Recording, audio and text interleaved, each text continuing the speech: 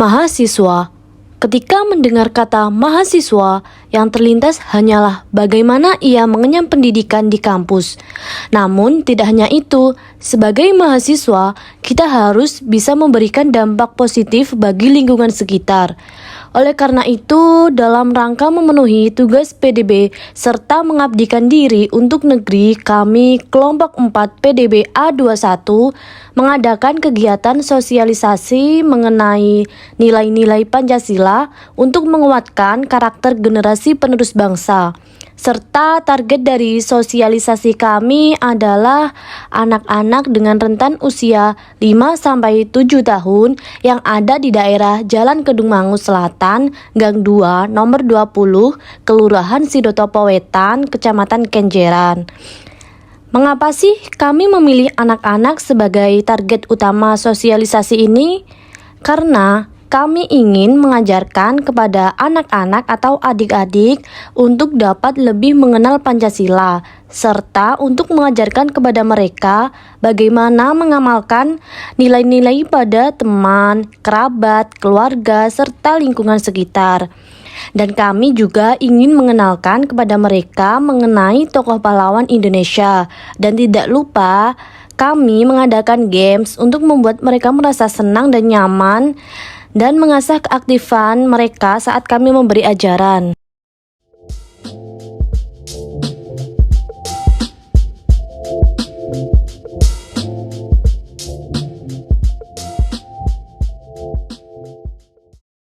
Dalam kegiatan yang kita lakukan, ada beberapa sesi.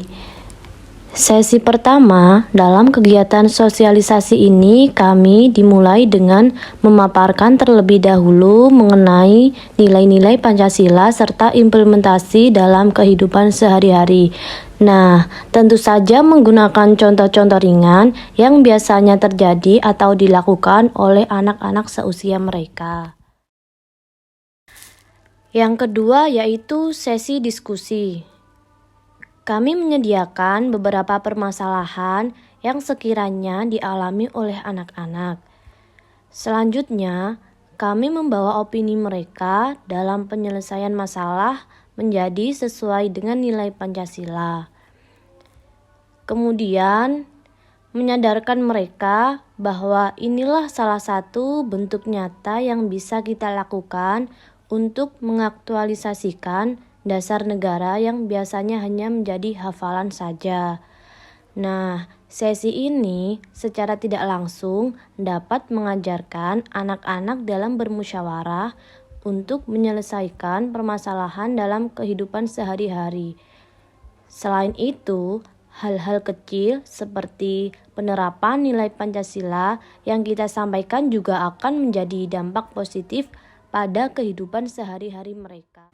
Kemudian, sebagai salah satu bagian tolak ukur keberhasilan, kami menyediakan beberapa pertanyaan atau mini kuis.